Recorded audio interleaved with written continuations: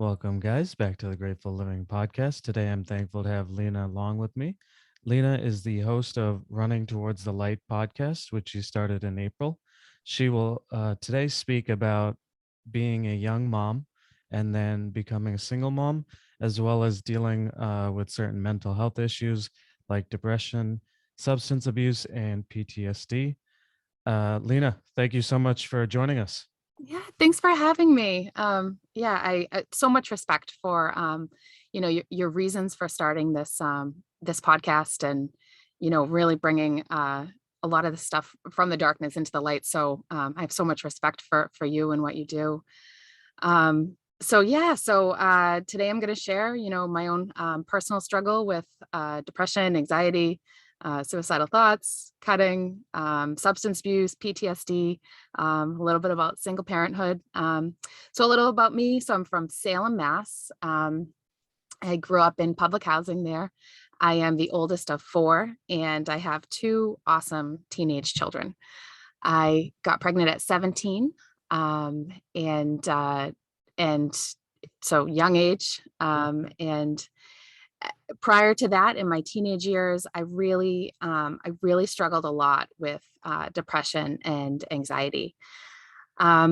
While I was struggling with that, I started high school, and the crowd that I became friends with were they were using drugs and drinking, and so I started to really dip into that darkness, and really started to I'd say self-medicate with marijuana, with alcohol. And then eventually I got into taking abusing Adderall. And the whole time I'd say I didn't even recognize the depression and anxiety that I was dealing with. I was just kind of following following the crowd, following the people I was friends with. And as I got further into that darkness and that heaviness, I just I was trying to find a way to take I felt numb, and I was trying to find a way to take that numbness off. And I started cutting, and that made me it made me feel somewhat like alive, if that makes sense. I know that sounds it probably sounds a little funny, No. but it I seeing the blood and feeling the physical pain in a way helped me, or I thought it was helping me at the time, to really feel alive. During that time I also started struggling with suicidal thoughts. I never actually, attempted suicide, but really, really wrestled with that and struggled with that, and kind of sat in that and really thought about it a lot. So fast forward to I was 17. I just graduated high school. I got pregnant, and I knew I had a choice, right? I had a choice of continuing down this path with substance abuse and alcohol and inflicting self-harm, or I had the choice to be a parent and step up, and that's what I decided to do. I decided to try to become the best parent that I could. I had my daughter Kassandra at 18, and then a few years later got married to her dad, and we had our son Christopher.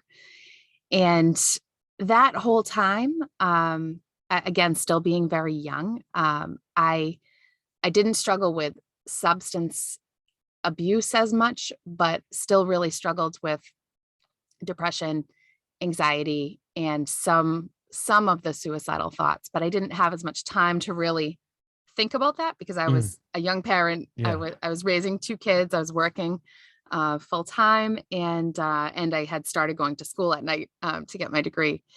And so I was kind of always on the move. And that was how I would say I was, dealing with Yeah. my struggle, right?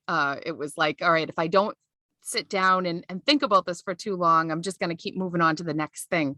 But that's not a healthy way to be, right? No. No. So Um, so I spent time in counseling, which I highly recommend, because it really pushed me into self-reflection and, where some of this stuff was stemming from.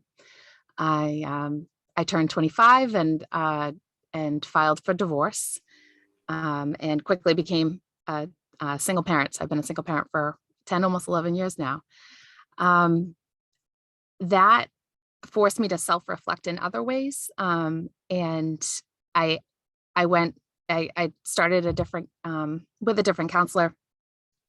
And I don't know if you're familiar with it, but we decided to do EMDR, which is eye movement desensitization reprocessing. Hope I'm saying that right.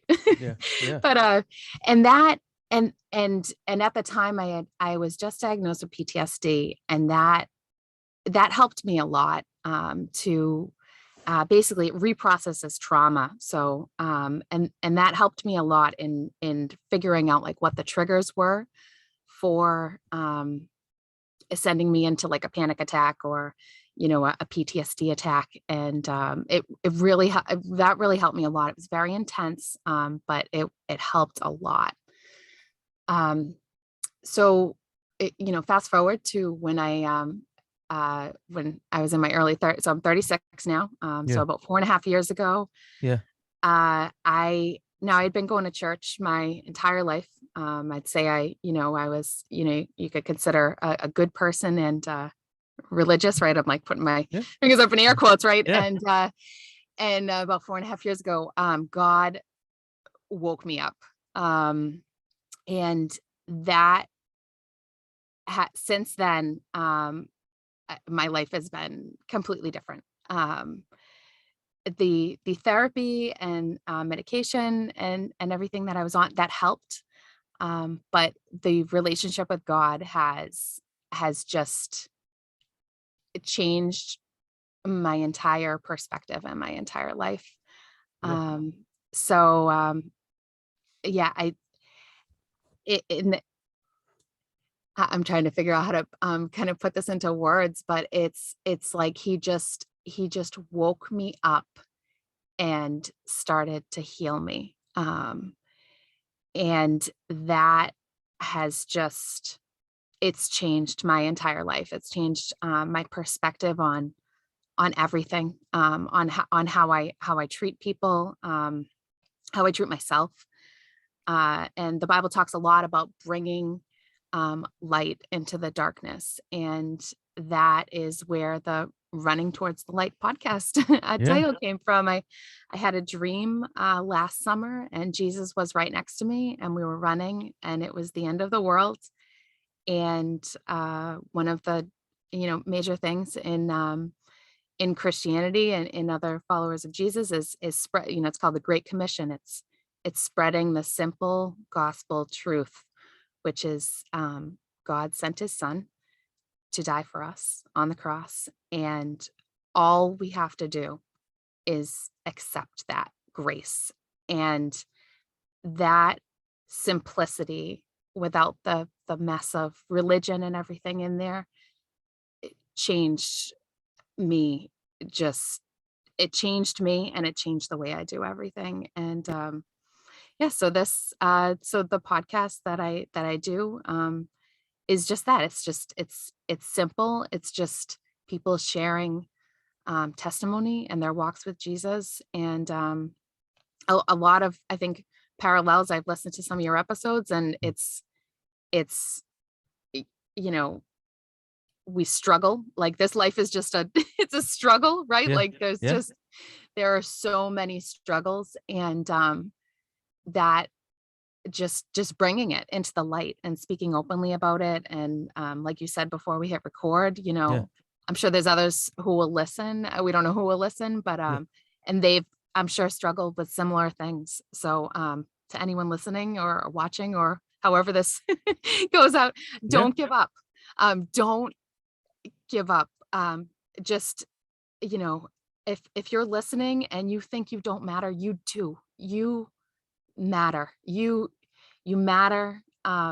You matter. That's like just as simple as that. give up.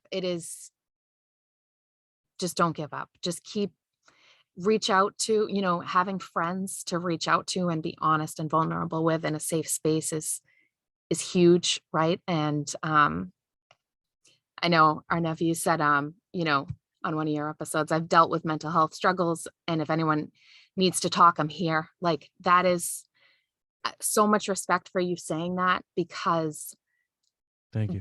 that is what I think is so important for people to know. Like, you matter, so yeah. So Yeah, yeah. that's part of the No, story. that's awesome. Yeah, All yeah. right, so let's dissect that. So the Sounds first good. thing that you talked about was getting into drugs early Yep. on in your high school life, and you described it as self-medicating. Yeah. I'm curious, as you look back in hindsight, obviously you're a lot more mature now. What was do you have a better understanding of what that pain was, and was it just, high school anxieties and boys and, where you fit in the social circle? Like, what do you think that pain was? Sure, sure. Yeah, that's such a great question. It was definitely a combination of things. There's some trauma in my past, and that between that trauma, I went to a small elementary and middle school, and then when I started high school, I went to a high school that was 10 times the size of the elementary school I went to. So that transition for me, I just like wasn't sure. High school is hard. My heart goes out to I'm involved in youth ministry, and I have two teenagers, and high school is hard and teenage years are tough. I don't think I even knew I was self-medicating at the time, but I wanted to fit in. And the people that I chose to be friends with were, they were abusing drugs and alcohol, and I knew I wanted to fit in with them. So I was definitely a follower in high school. And then I saw it a lot. I saw alcohol, I saw drugs, just a lot growing up, not in my own household, but growing up in public housing.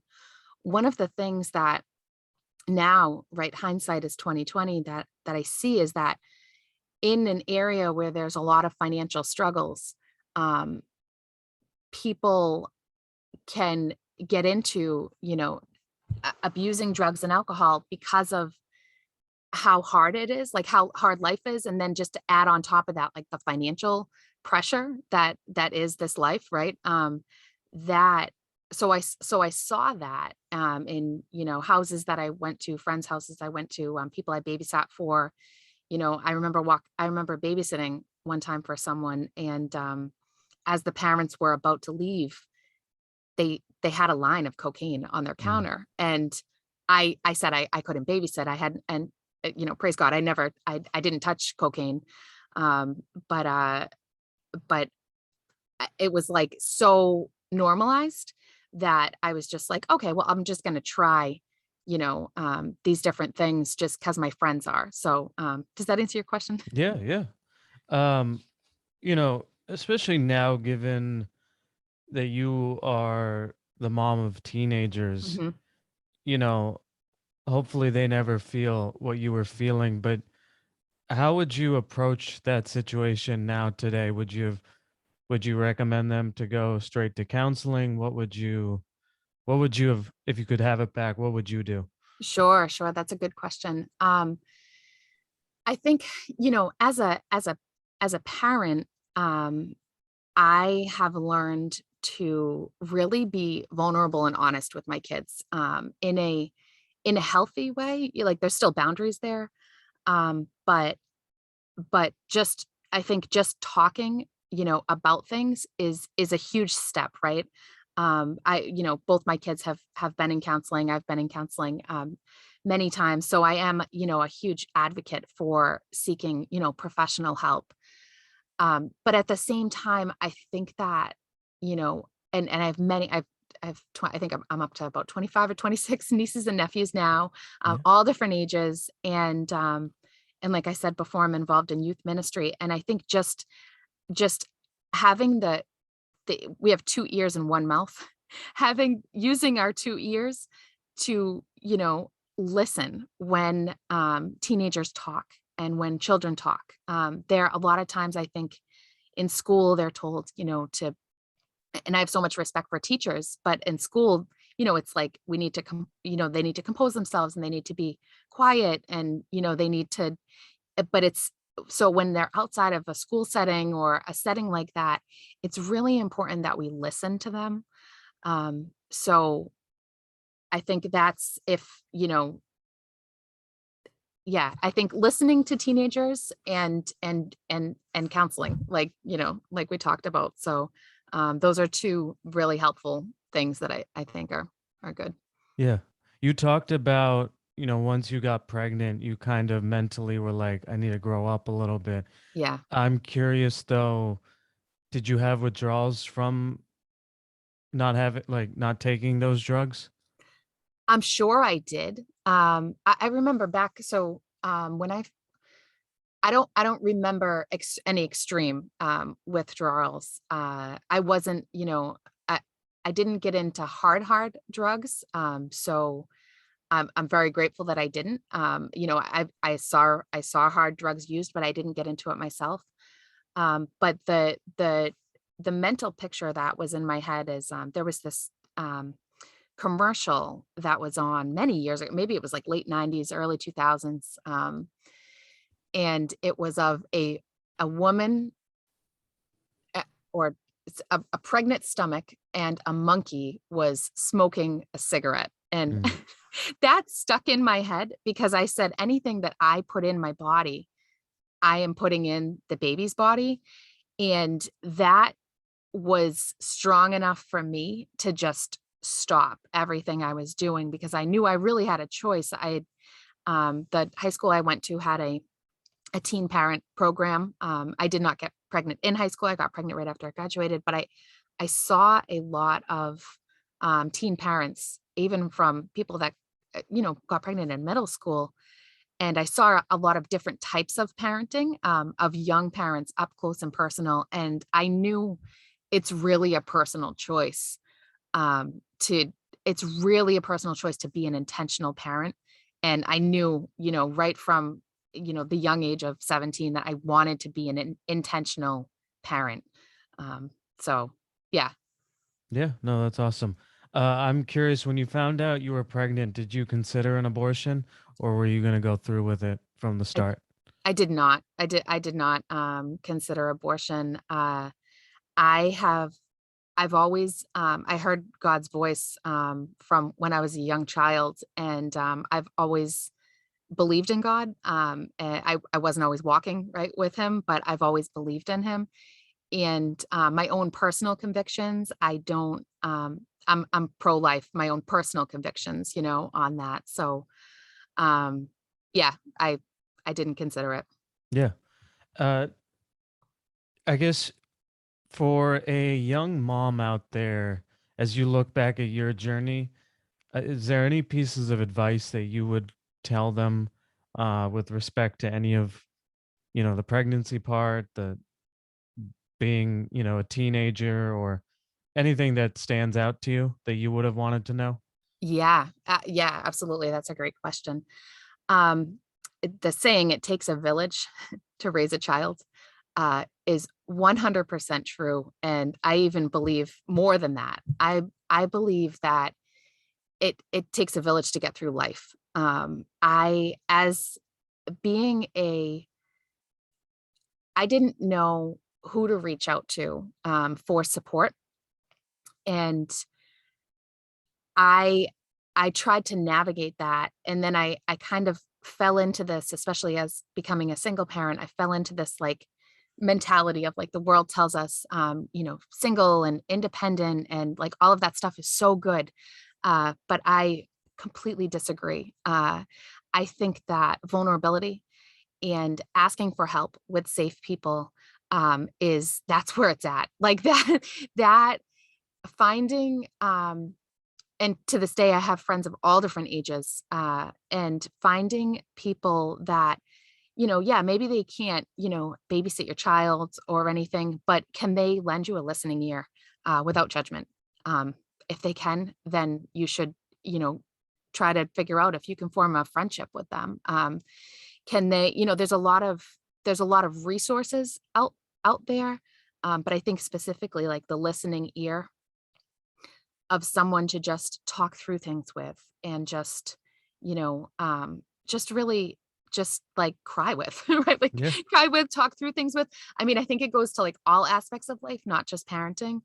But specifically with parenting, I think that as a society, and as like the American culture, we're just like kind of pushed into this like isolation. Even if I have many friends and family members who are two-parent households, and even they find that they are pushed into this like, okay, now we have a house and we have a child, and now we need to do it on our own. But like that is not true. You don't need to do it on your own. And I love, I now my kids are older, right? I have a 14-year-old and a 17-year-old. So I'm like, give me the babies.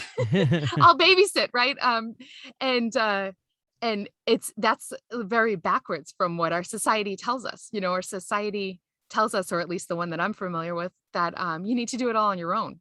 But you don't. You don't need to do it all on your own. So yeah, I'm curious, how was your relationship with judgment? I'm sure there were family members or people maybe at the mm, grocery store that, looked at you with disapproving looks, seeing how sure. young you were.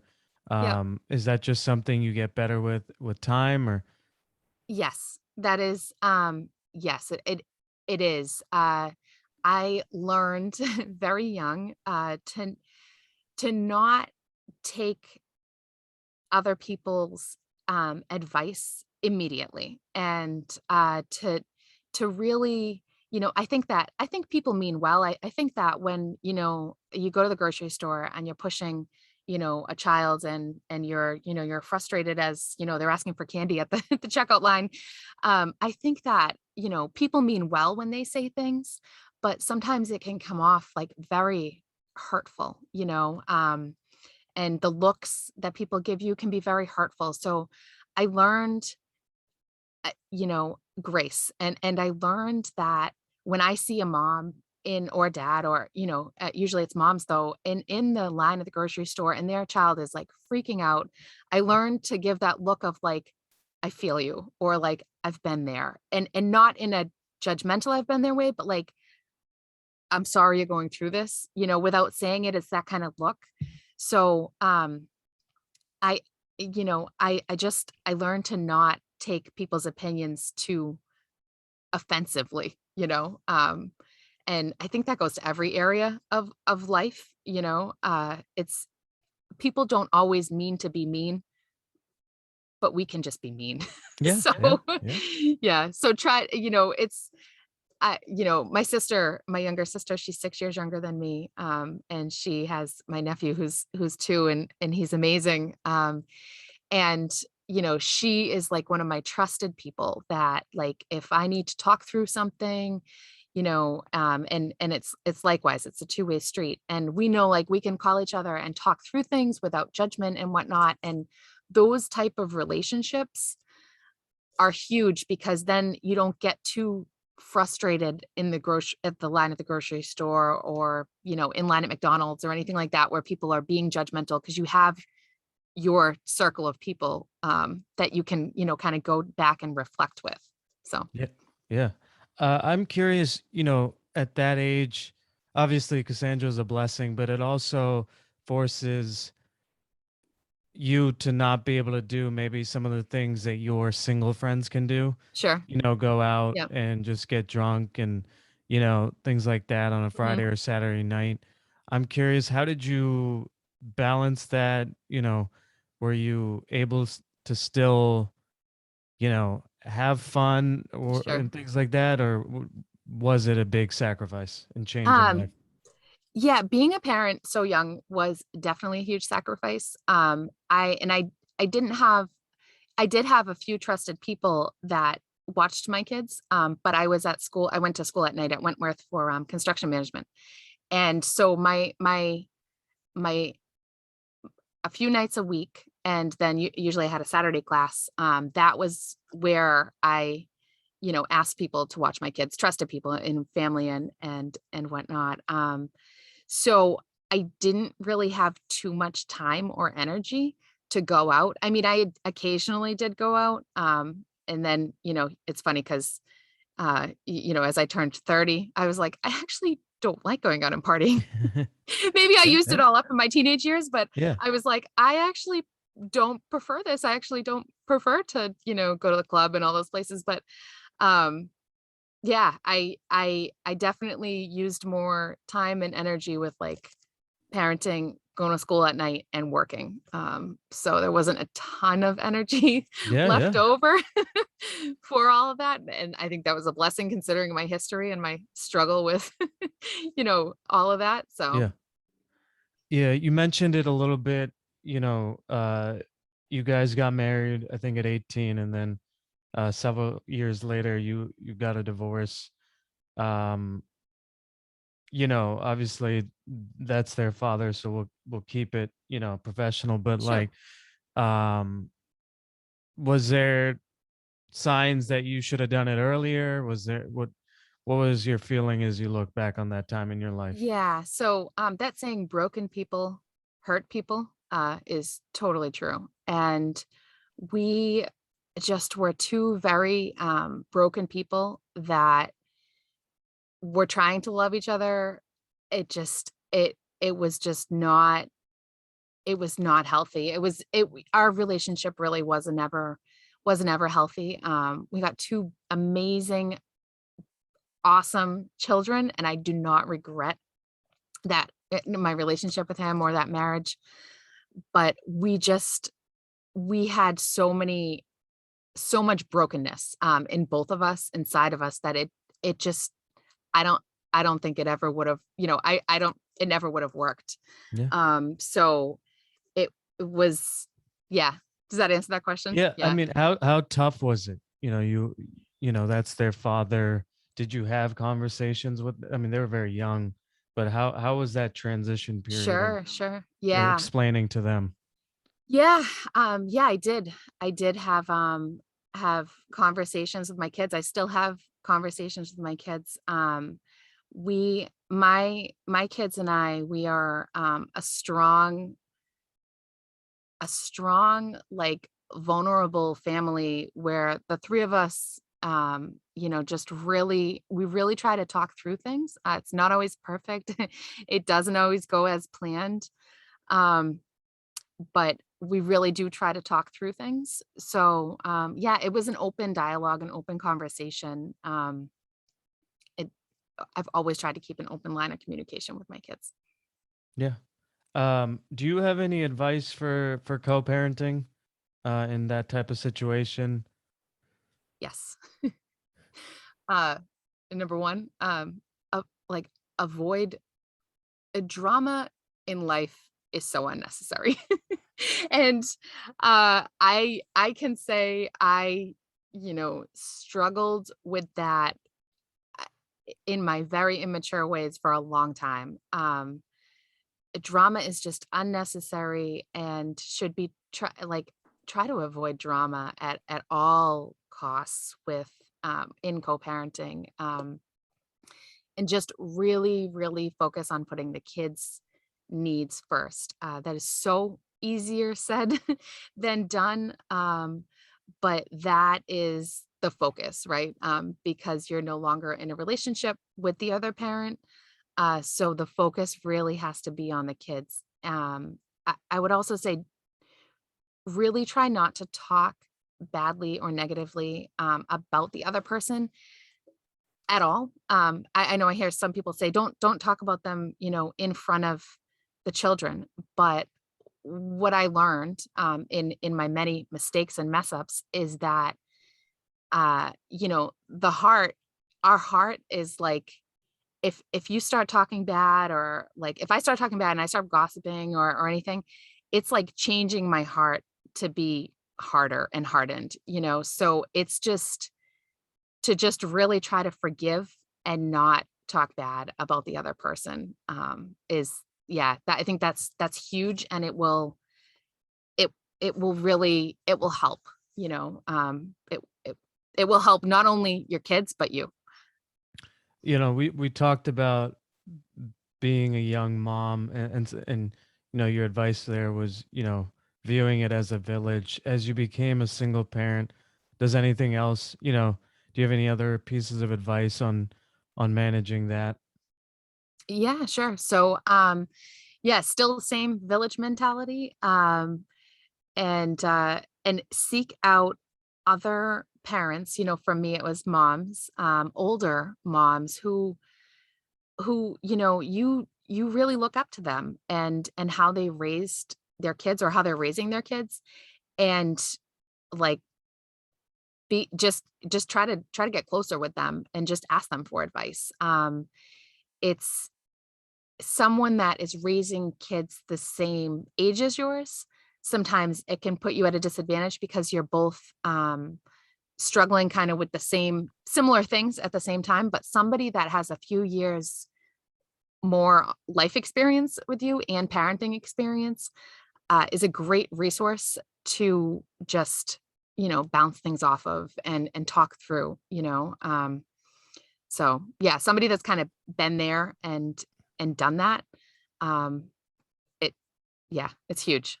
Yeah. At around this age, you decide to go to therapy. I'm curious, uh, you know, what made you decide to do that? Because so many people, that's the step they never Mm, take.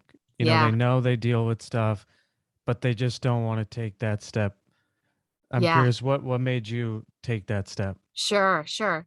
So, when I was a teenager, my parents did put me in therapy, and I was blessed that I was with a good therapist, um, and I was with her for some time. I can't remember the exact amount of time, but as I got older, that was something. And a friend's mom, one time I remember we were just in the car and she was driving us, and we were young, and she said, "I think that everybody needs therapy." And I remember, that was just something that really stuck in my head, that everybody could use a therapist. And as I got older, I kind of kept that mentality. I didn't have any, I knew when I needed to get back into therapy. And then sometimes I didn't know. I had a good friend of mine, and I remember we were at my kitchen table and I was crying through something. I was just a mess. And she turned to me and she said, "I think you need to get back into therapy." Mm. And I'm like, wow. To this Yeah. day, I thank her because that was the time that I went and I ended up doing the EMDR, which was, huge. I think that therapy is one of those things that it is super easy to put off and to not do and to come up with every excuse not to do it. Um, but to actually take that step and do it is is huge. And even if I saw a therapist for a little while, and I realized, actually, this therapist and I, we did a few sessions, and said, "I don't think I actually want to keep seeing this therapist because, it just didn't seem to be kind of working." But it was still helpful to hear the therapist's perspective on different things and kind of break down, there's so many different types of therapy. I definitely don't know them all, but like talk therapy, there's so many different types to go on a resource like Psychology Today and be able to click all those filters. You want, a Christian therapist, or you want, a therapist that can meet online, or you want somebody that's in person. You need somebody that accepts this type of insurance.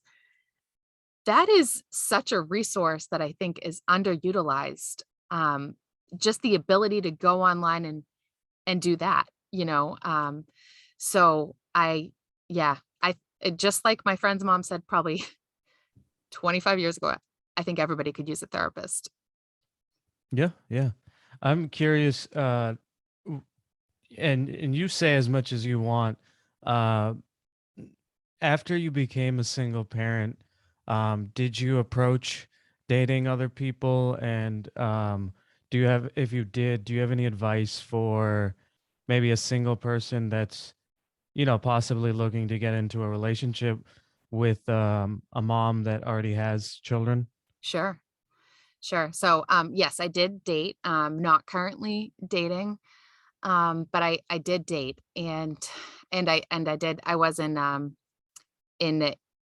one a little bit longer relationship, and then another relationship too. And um, what I'd say is that it's really important to I let me back up actually. So I started reading a book recently, and I can't remember the name of the book, but he says in there, it's important to recognize when your people picker is is broken. And if you've been in a failed relationship or failed marriage or something, your people picker is probably off. So you need to like talk about these things with, trusted friends, family members, and not just jump into a relationship when you think, oh, I found someone that, is my type or anything, right? It's so right now, I just, for me, it's been God has healed me of a lot of things and is still healing me of a lot of things. And one of the areas is in dating. And I've realized, just personally me, that when I do start to date again, um, pray for the men that I date because they're going to be introduced to my people, my village, right? I still Yeah. have the village. I have teenagers, but I still have a village of amazing people. And when we start to date someone, it can, we can immediately, we can have a list, right, of like, oh, all these things that, we want in this person or in this relationship. But as soon as we start to like someone or the chemistry starts, our blinders can go on, and then we can not recognize red flags and things that we have, you know, previously, said, I'm not, this is not acceptable, and I'm not going to, so for me, I've told my village, I've told my people, I'm like, when I do start to date, you guys are not just going to meet one person. You're probably going to meet multiple people because I don't want to just jump into a relationship. I want my, I want you guys to, be my people and just like tell me this is a red flag or, we like this person or what do um, and as far as like, so, I think you asked maybe about like dating a single mom. Just know that like a great guy that I dated a few years ago, he said, one of the things that I love about you the most is you always put your kids first. And I I was, I knew I put my kids first, but I thought, perhaps somebody might see that as a disadvantage. And, that's just too bad because I love my kids first and I know I need to be there for them first. But to hear that from the man that I was dating, I was like, wow, that's incredible, to hear that from him because he's like, I know your kids are always going to be first. And that's actually one of like the major things that attracts me to you. So, to the men who are considering dating, single moms, just know that her kids are hopefully always going to come first. And if you can't deal with that, then you shouldn't date a single mom. Likewise, the other way, right? Like a woman with a single dad. Um, and to the, single parent, just remember like your kids are first, even even as they grow older into adults, like kids need to still be loved by their parents. So that relationship is a sacred relationship between the parent and the child, and the person that they're dating shouldn't ever come in the way of that. I'm sure there's a way to navigate it, in a healthy way. And yeah, Yeah. No, that's awesome. Uh, do you want to speak at all to EMDR or medication? sure. Did you try multiple different types before you found your, if you want to say anything about those two things? Yeah, sure, sure. So I was on medication up until I was on, and I don't remember the exact names, but antidepressants and anti-anxiety up until I was about 31. And I'm not on medication anymore. But I think that with medication, there are so many different types. And there are trained people who can, psychiatrists, are so trained in medication that I have a friend, she's a therapist, and she said it's really important to see a psychiatrist for medication because they are so in tune and in touch and have such a pulse on, the different types of medication. And I'm sure it's ever changing. I'm not in the medical field, but I'm sure it's like ever changing, and, between the side effects and how they affect you and whatnot. So it's important to be like if you're on medication, I would think, to be, in touch with somebody who really has a good pulse on the different types of medication out there. And then for EMDR, it's it's it's it's intense, but it is amazing for PTSD. So the way that my therapist at the time described it to me is, our brain has an alarm system in it, right? And when you have PTSD, let's say, and a lot of us, I think, have even, a lot of us have been through trauma. I think everybody's had some type of trauma that, and maybe that sets you into, PTSD. And the alarm system in our brain, when you have PTSD and you have, a panic attack or a PTSD attack, if let's say it's, uh, let's say it's someone yelling, right? If you hear someone yelling, but maybe it's not at you or whatnot, your brain and your body is it could set you into a PTSD attack or a panic attack because it's trying to protect you. Like the alarm is going off, and for me, there were multiple things that were doing that for me. And I didn't even realize that I was having, a PTSD attack or a panic attack. I just was like getting really frustrated, but as I talked through it with my therapist, I realized, or she, pointed out to me, I think you're having, a panic attack due to your PTSD. Mm. So I think EMDR would help you to reprocess that trauma. And when hear that person yelling or you see this other person, you are now your brain, if the EMDR works right, is going to, we're going to reprocess your trauma so that you don't go into an attack, right? Or and you don't, everything doesn't start to go a little, wild for you.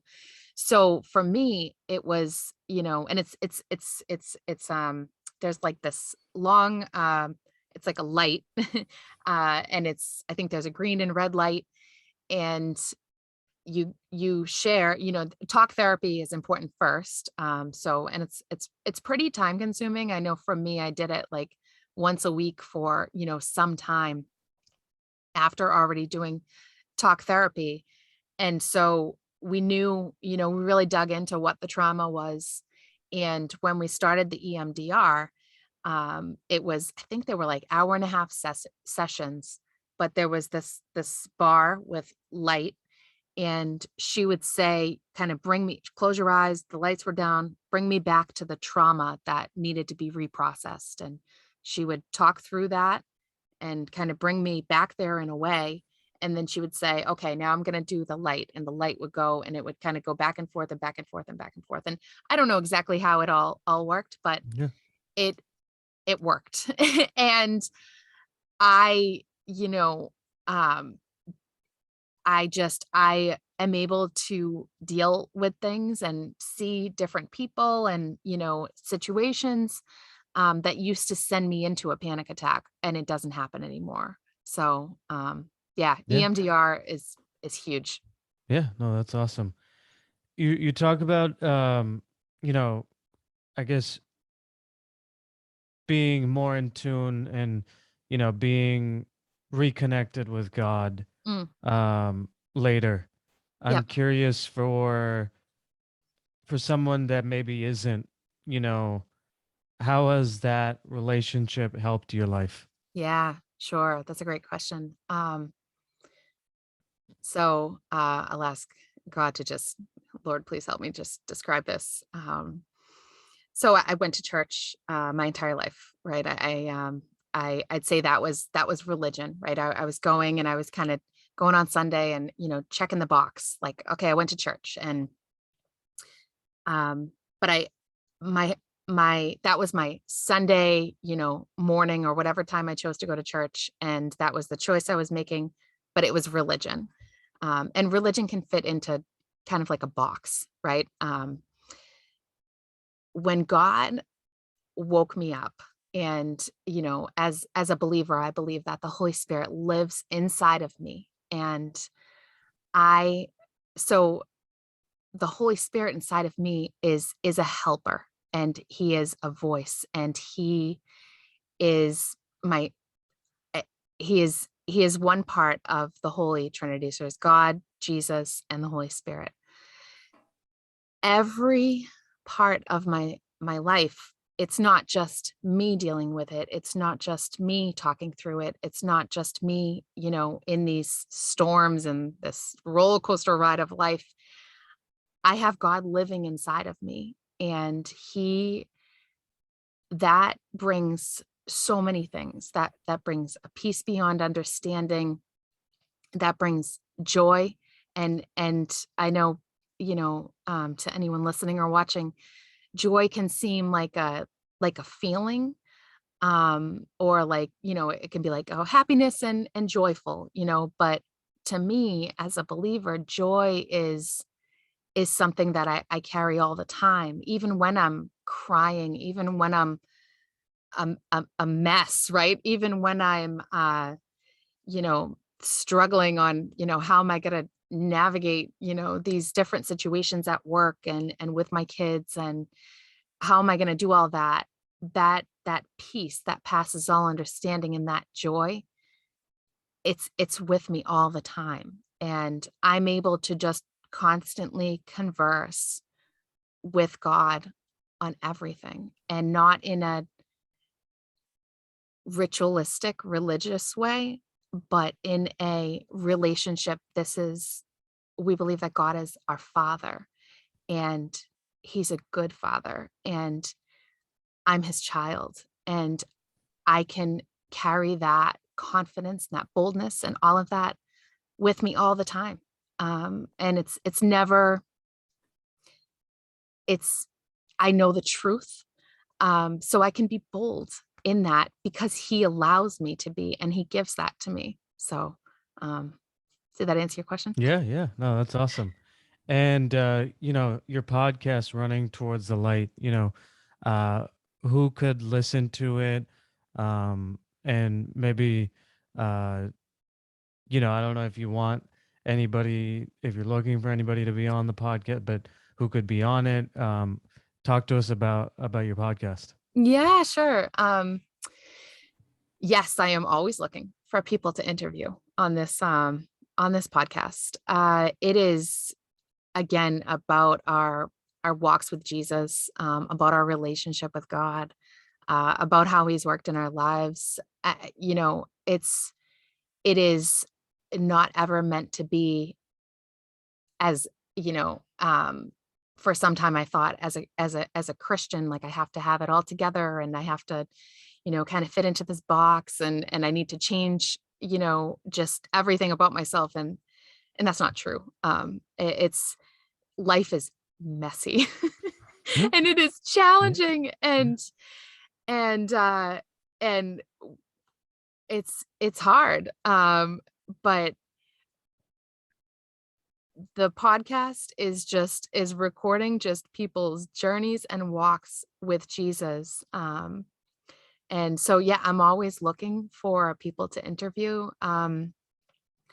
It's crazy and wild who's been on there, all different types of people. And it's just, yeah, it's a total blessing. It's called Running Towards the Light podcast. And yeah, I have a Instagram page, and it's on, I'm sure like yours, right? It's like it goes on Anchor and then it kind of Yeah. streams out everywhere, which is Yeah. awesome. Yeah. Anchor's an awesome resource. Um, yeah. Cool. Well, Lena, we talked about a good amount. Was there something that you wanted to talk about that we didn't?